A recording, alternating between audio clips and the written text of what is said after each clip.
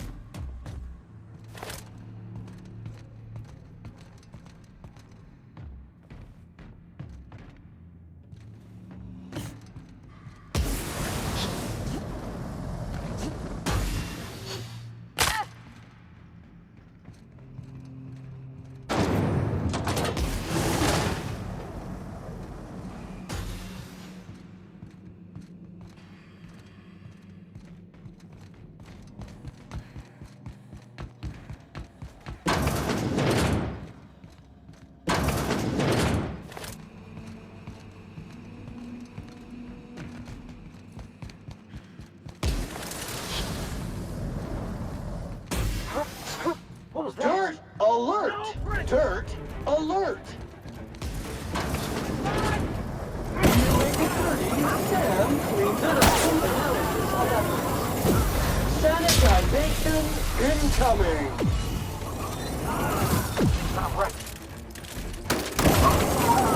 Substances resistant to cleaning at this area has been sanitized.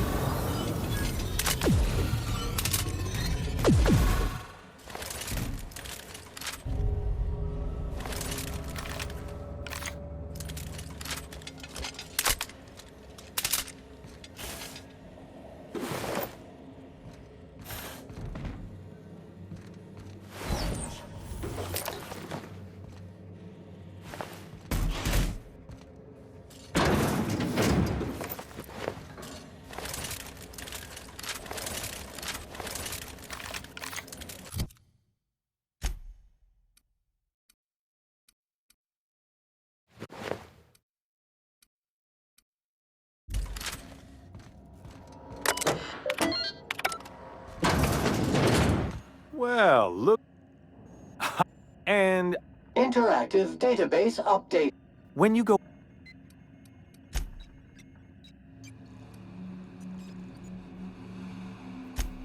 Oh, but that. I don't. Let me.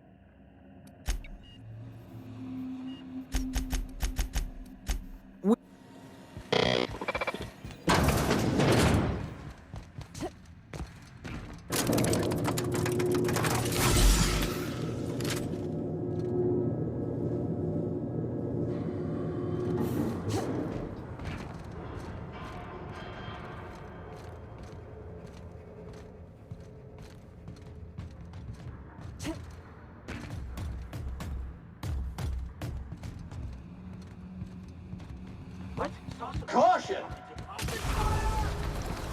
Bring it down!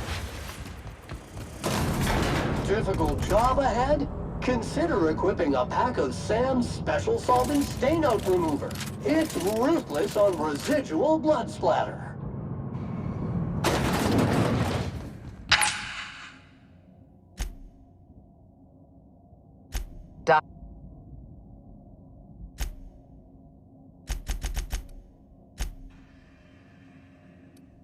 That is.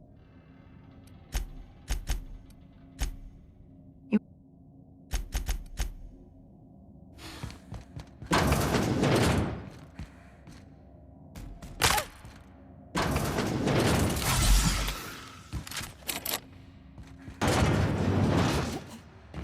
Oh, searching for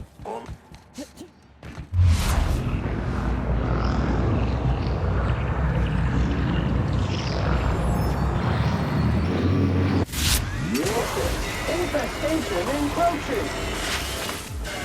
Mega massive!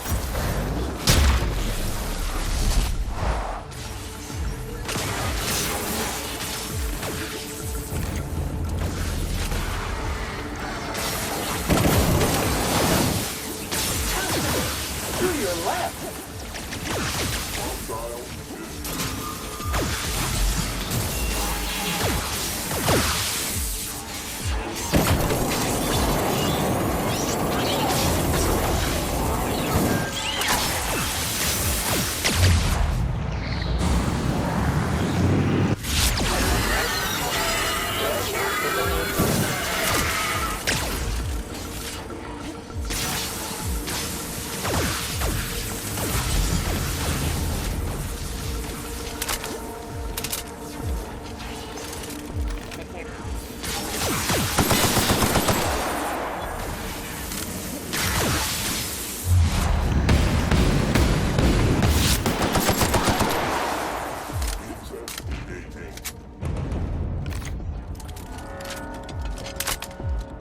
security patrol initiated.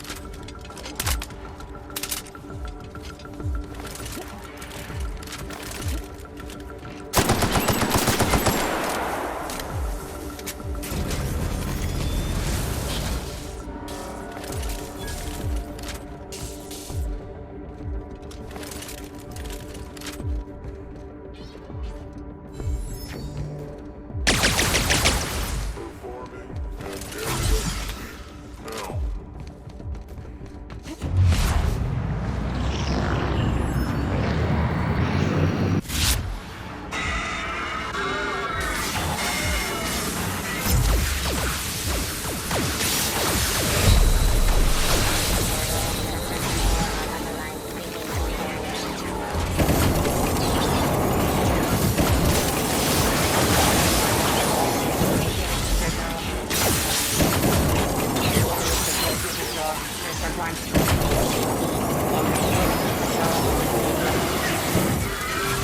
Security.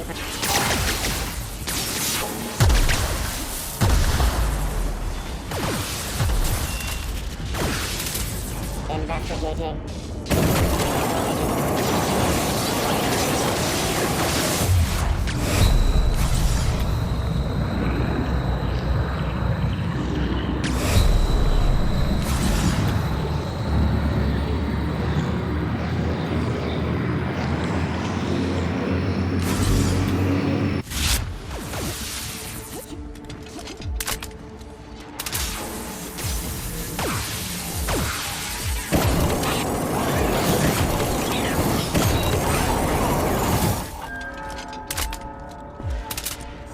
Performing an area sweeping the area.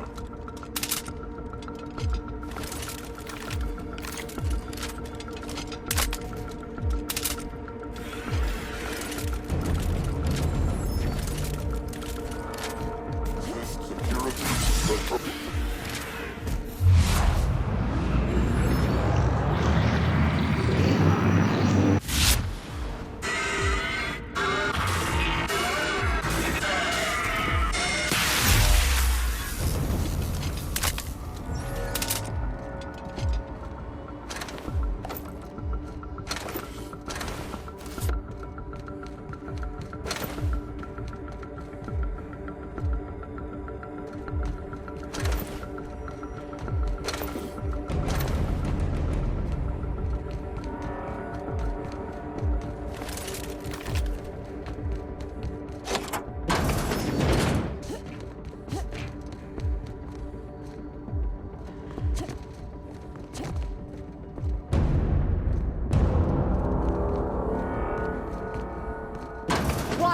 you just die?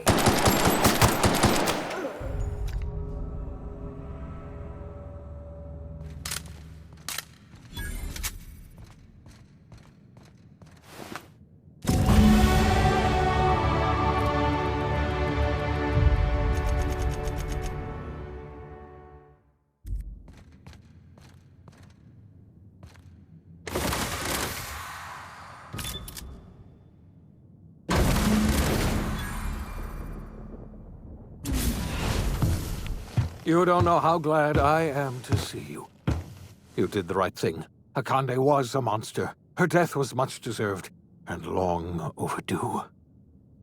And you lunatic, you broke into the board's own fortress just to rescue one doddering old man.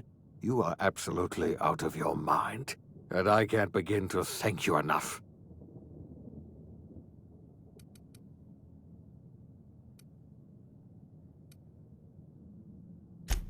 Ah, all in a day's work for you, huh? You've broken the board's stranglehold on this colony, and you saved my life. But there's still so much we have yet to accomplish. You and I are going to have to work harder than ever to save Halcyon. I'm afraid the situation is far worse than any of us ever anticipated.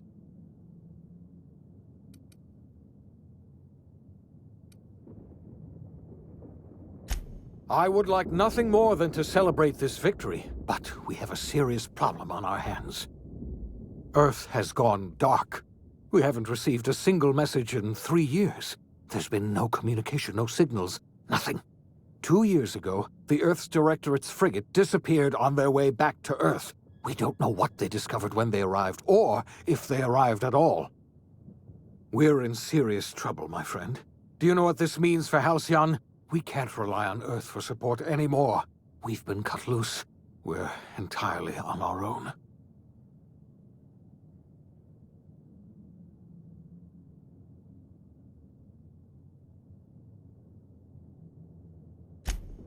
Yes, we do. You've done a marvelous thing. You've succeeded where anyone else would have failed, including me.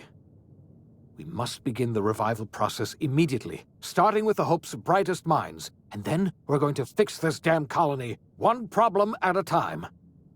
We're going to need a leader, and I can't imagine a better person for the job than you. What do you say, old friend? Will you help us?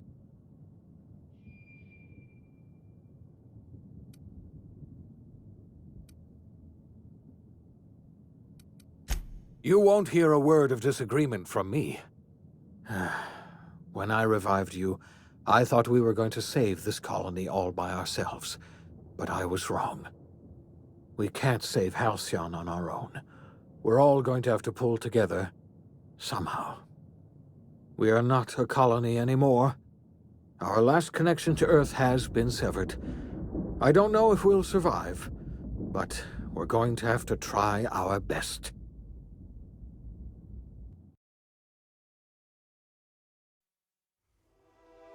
The OSI teaches that everything in the universe happens according to the grand plan. But the stranger that arrived in Halcyon was an unplanned variable. From the moment he landed in Emerald Vale, his actions altered the course of history. The events on Tartarus brought about the end of the board's authority. But the board's mistakes would haunt the colony for decades to come. The damage they left behind would require the work of a generation to repair. Dr. Phineas Wells began reviving a handful of the Hope's colonists: engineers, scientists, technicians, and intellectuals. They were among the brightest minds the Earth had ever sent out into the stars. The Hope scientists and engineers woke up in a colony descending headlong into total collapse. With no way to return to Earth, they had no choice but to band together and devote themselves to the cause of saving Halcyon. The people of Halcyon were nothing if not hardy. In the absence of the board's authority, many of the colony's settlements banded together with a single purpose in mind: survival. Life was especially hard in the years to come. Some towns dissolved by attrition and starvation, but most of them found a way to carry on. In the years to come, Halcyon was forced to reckon with its newfound freedom. The board was gone, and for better or worse, the colony was responsible for its own destiny. Left unchecked, the war on Monarch consumed both MSI and the Iconoclasts. And when the sulfur clouds settled, only stragglers from both factions remained. Some found their way to Sublight, some to Terra 2, and some lived their final years fighting for food in the wilderness. In the end, only the beasts remained.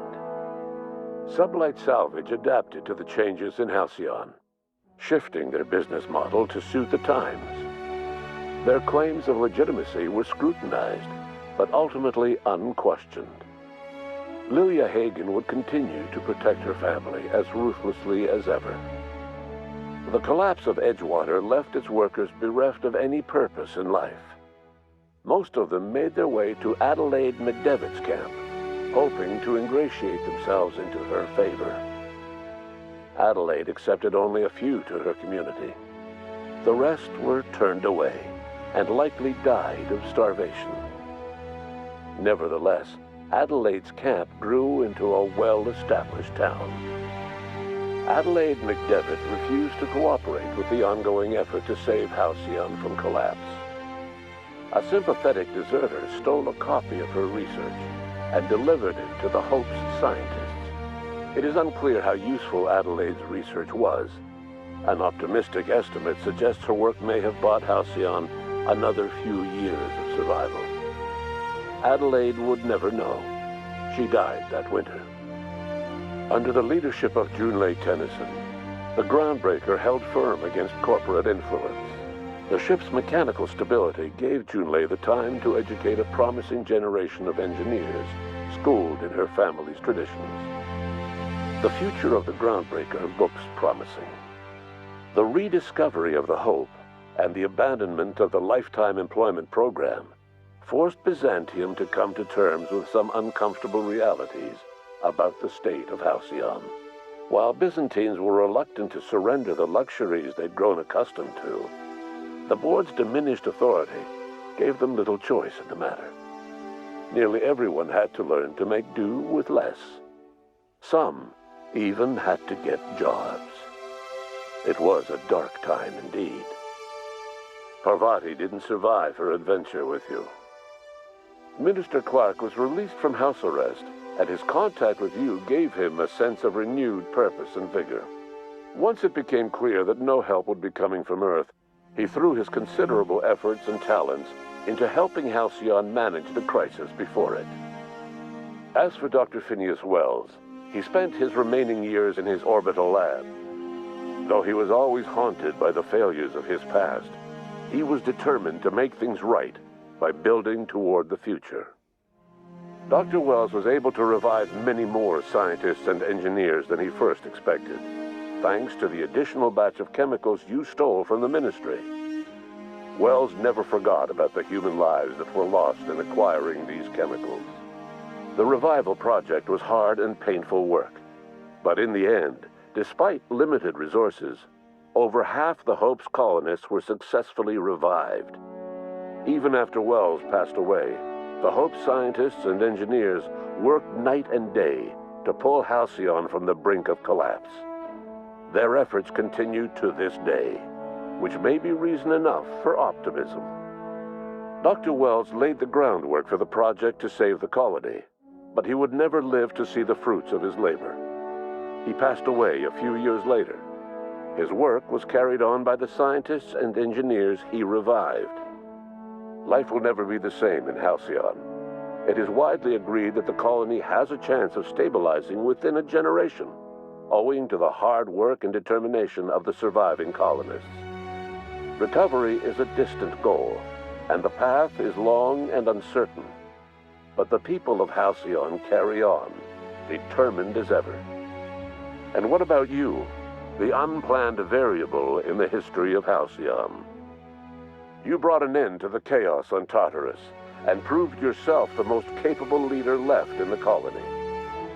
You administered the colony in your own image, With the old power of the board destroyed, a new government of Halcyon rose with you at its center. With your steady hand, you guided Halcyon through the turbulent years that were to follow, and helped ensure the survival of the colony until the end of your days. No one knows what's happened to Earth, and no one knows what